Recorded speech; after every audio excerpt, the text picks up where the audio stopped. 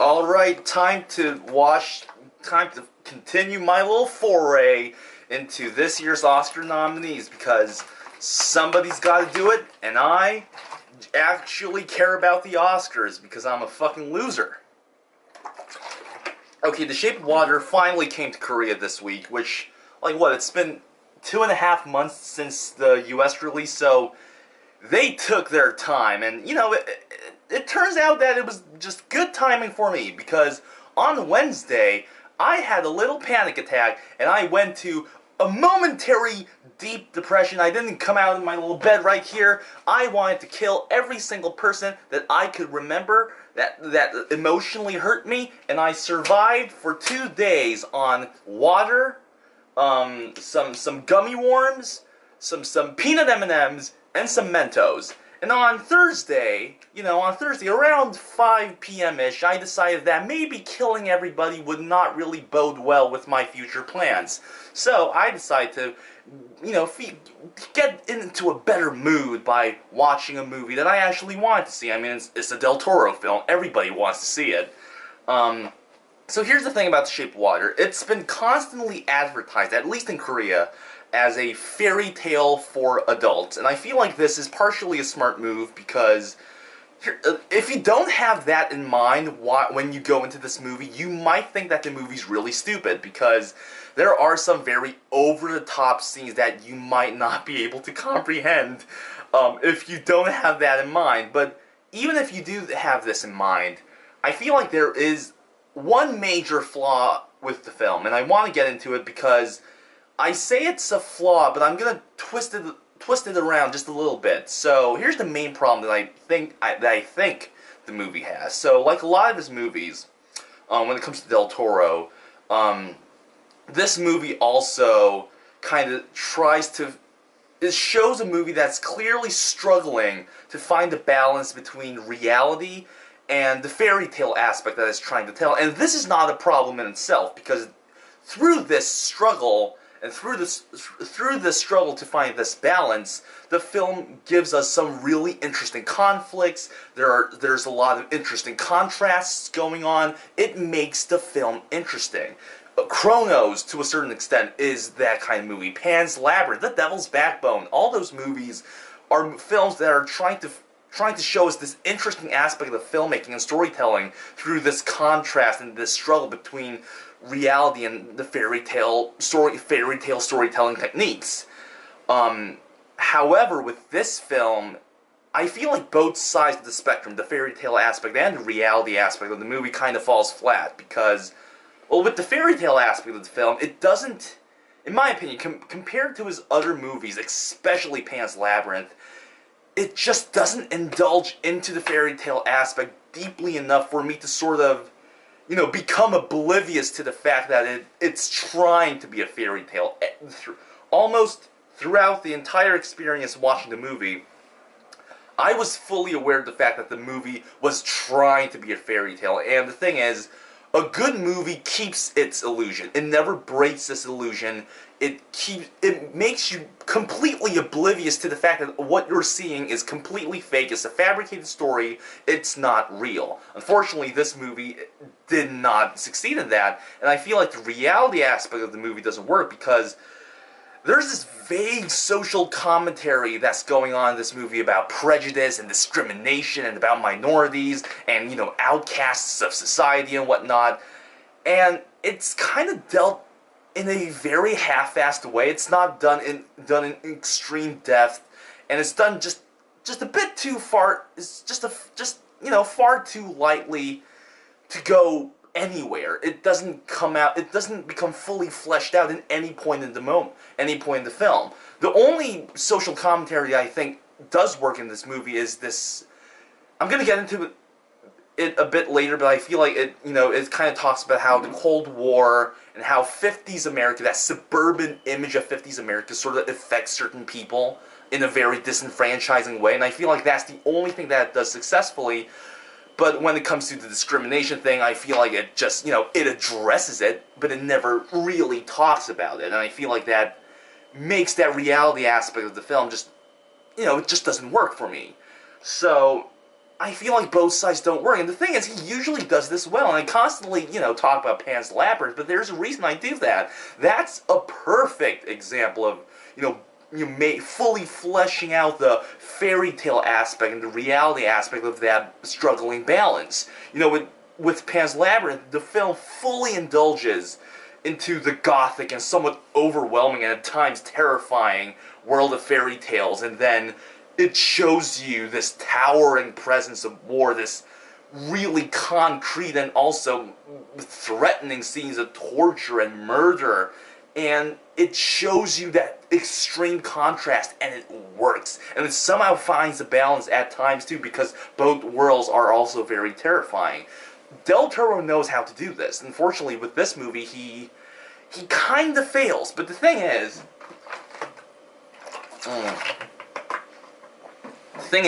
if you watch this film without thinking about that balancing aspect of two sides, if you don't think about that concept, and if you just see it as a love story between a fish guy and a cleaning lady, and if you just see it as a movie without any other alternative motives, the film is actually really, really good. And strangely enough, the love story between a fish guy and a cleaning lady is the most believable thing in the entire film. And you would think that would totally not be the case, but it is, and it's kind of amazing. By the halfway point, even though I was still aware of the fact that the film was trying to be a modern fairy tale, but I sort of forgot about that entire concept, and I was much more focused on the love story. I was much more focused on the characters and the relationship, and I was really getting into it. And I'm not sure if that that concept, that balanced, struggling to find that balanced concept was something that I just kind of realized in hindsight, because I'm really here to say that if you totally ignore that aspect of the movie, the film is really, really, really good. I feel like there are multiple reasons why this is the case. So why is the love story really believable? Well, I feel like a lot of it really comes from the acting. And of course, when I'm obviously going to try and talk about Sally Hawkins' acting here. And the thing is, everybody does a good job. And I'm going to get into some of the performances here and there, but the clear highlight comes from Sally Hawkins. And maybe Michael Shannon, but we're going to get into that just a bit later. So with Sally Hawkins, the thing with the Sally Hawkins role is that the role in itself is very Oscar baity. She gets naked, check that's a requirement at this point. She had, most Oscar baity performances and roles kind of have a gimmick. Maybe they're, mentally challenged. Maybe they're disabled. Maybe, I don't know, there's a gimmick. There's at least a gimmick there. And here, she's a mute, so there's the gimmick. She's beyond likable. And the thing with Oscar baity roles is that they're either absolutely likable characters, or they're irredeemably evil. There Will Be Blood is kind of a good example of the evil extreme, and with the likable extreme, you can actually point to Sally Hawkins' role here.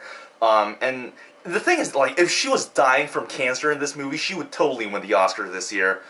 And I was totally aware of the fact that the role was Oscar baity, but the thing is, Sally Hawkins is so good here that she just kind of blows that Oscar baitiness of the performance away. Her expressions in this movie, because she's not speaking, is fucking everything. She's so good, and I feel like we're gonna get into her character here, but I feel like the fact that she's such an underrated actress adds so much to the character, because she plays the character Eliza, and she's the one who falls in love with the fish dude.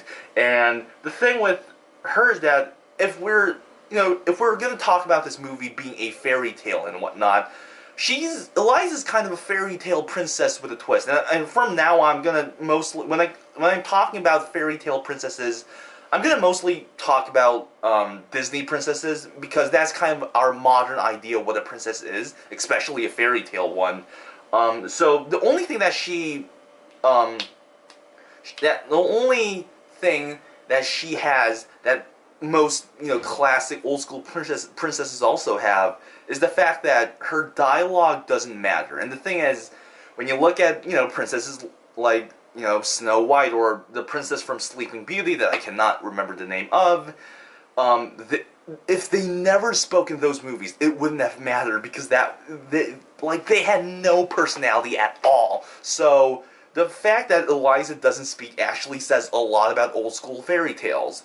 However, this is where she's different. Well, first of all, she's, and I know this might sound really rude and whatnot, but let's face it, she's not a conventional beauty. She's not a traditional beauty. She's an unconventional beauty. And, if anything, we totally start to get into the character, not because she's beautiful, but because she actually has a personality. She has a full-fledged, she has a full-fledged character inside of her, and it shows through the expressions, through the physical movement, which is really lively. And the character's totally, purely driven by character, as in, written character that's within her. And because, Sally Hawkins is so underrated, Eliza's muteness and the fact that she's sort of this outcast, sort of this stand-out-ish character within modern society and just regular society, that becomes emphasized because of the fact that Sally Hawkins herself is such an underrated actress. And I feel like the fact that she's an underrated actress, and the fact that the performance is so good, and the fact that the character is extremely well fleshed out, makes the entire just concept of Sally Hawkins being Eliza feel so three-dimensional, and it feels great to watch her. So that's one of the reasons why I feel like the love story is believable, but the other reason is really because the fish dude, the fish guy, I'm just gonna call him the fish dude at this point, doesn't have a name. Because I honestly don't know. I don't feel like they ever called him anything except for it. Because names aren't important if you feel or something like that. I feel like one of the major reasons why the love story is believable is because Sally Hawkins is great. But the other reason is because the fish guy actually feels human. Like at first, of course, he's a monster. You see him as a creature, but as the film progresses, you totally see him as a human figure who could love and all that bullshit. And the reason why this is the case is because the characters within the movie project themselves onto the fish dude. Eliza, she's mute. She's kind of this outcast of society, even though she does have friends. But if she's put into like a public place, and if she's trying to create relationships and trying to converse with people, she wouldn't be able to. But with this fish dude, she doesn't need to converse in a way that other people do. No, she can do the sign language thing, and they could totally communicate. So she sees herself in the creature. And then there's the best friend, the gay artist. I think his name's Giles. I'm not really sure. He's played by Richard Jenkins, and he's really good. And he's gay, and he's in love with this douchebag who works at a pie parlor, dinner parlor. I'm not really sure what you call it. I'm not American, if you never knew that.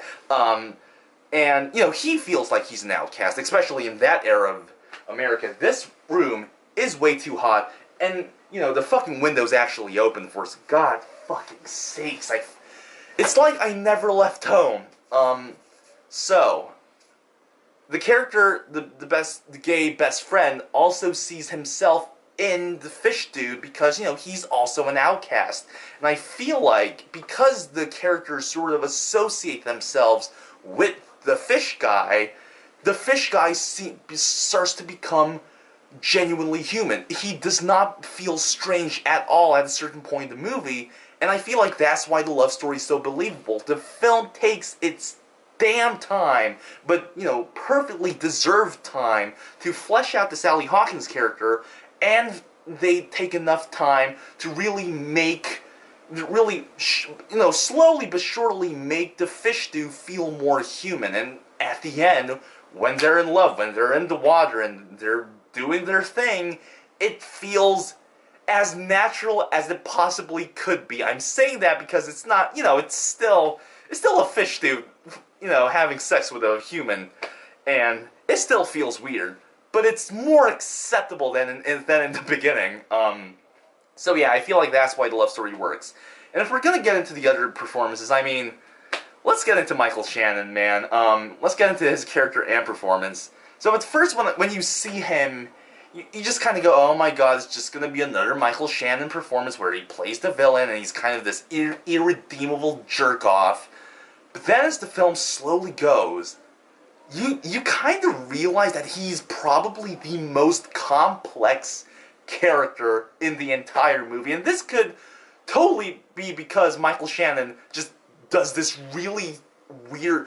He's a weird actor. Every time I see him in a movie, I never... it's like he adds so much depth and layers to his character, even though he might not be intentionally doing it. But here, I feel like it could be because of his acting, but I feel like Del Toro,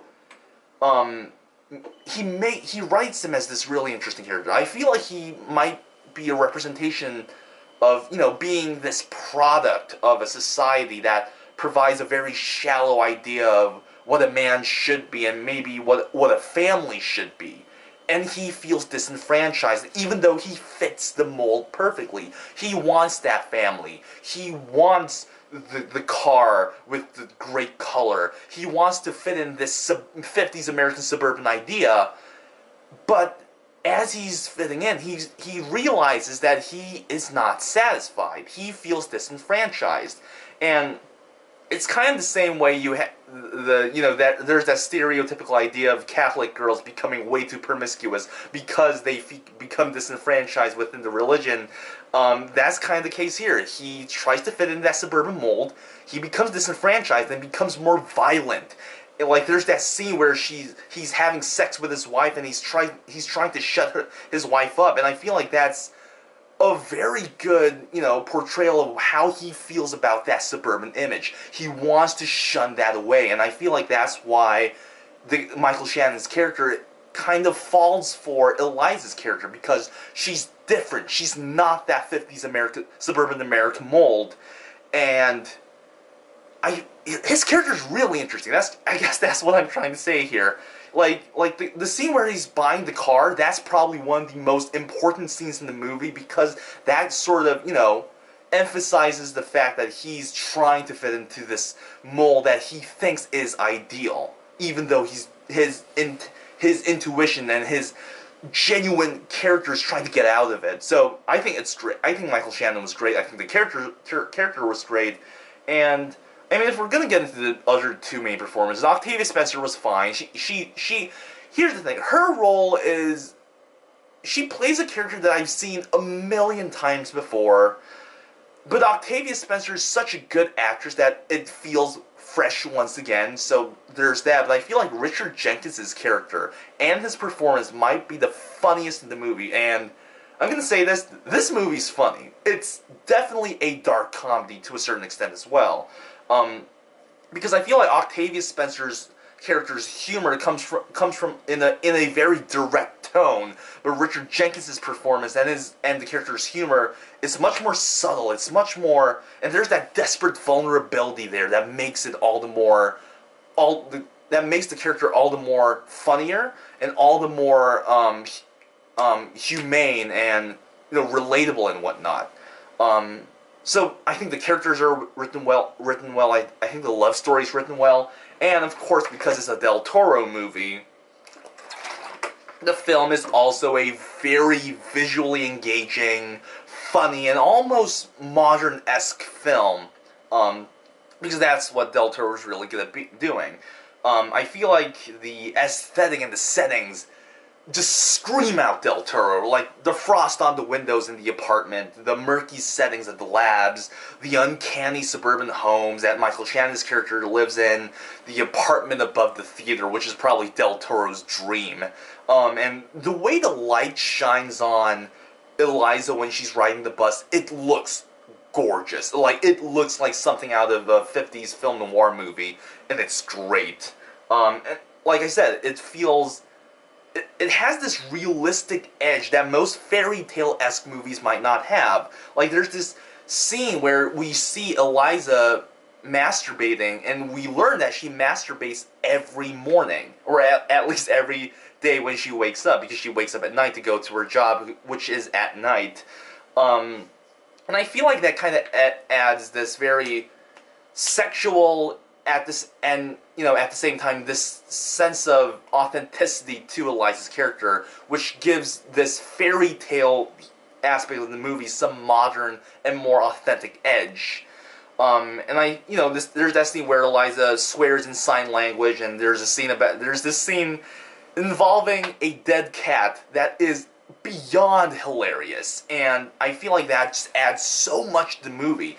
It's not this sugar-coated fairy tale idea of a film. No, it has that modernness to it that makes it all the more engaging. And of course, because it's Del Toro, you have film homages going on everywhere. There's that scene where it's kind of a pointless scene where the fish dude runs away because he gets scared, and Eliza finds him in a movie theater that's completely empty. And I feel like Del Toro just put that scene in the movie to show you that majesty of the movie theater back in the day. But there's this one other scene that I want to talk about. It's a scene where it's a black and white dance sequence. And it's a scene where the fish dude and Eliza dances, and it's kind of in Eliza's head. And she's singing, she's dancing, and it looks fucking stupid. But here's the thing, here's why I think it works. Because the film constantly shows you that Eliza loves music and she loves dancing. And there's also a scene where Giles, the gay best friend character, and Eliza are watching this Betty Page musical on TV. And in that musical, Betty Page is dancing with a horse, but it's clearly like two guys in a suit, and it looks terrible. It looks totally stupid. And I feel like Del Toro's trying to recreate that era of Hollywood musicals. That era where it clearly hasn't aged well. And again, Del Toro is a film fanatic. So maybe because of that, this homage actually works, at least in my eyes. So yeah, I think it's not that stupid, even though I feel like in about 20 years, somebody would upload that scene on YouTube or on the internet or whatever the equivalent of that would be at that point in time, and everybody would be like, holy shit, what is this? This is stupid. And quite honestly, I feel like the only flaw of the movie is really the thing that I mentioned in the beginning. That might be the only flaw of the film. The rest is really good. It's, I don't know, it's good. It's believable for some reason, and it's good. Yeah. I really don't know what else to say. Go and watch it. You probably have already if you're in America, because it's been 2 fucking months. Bye.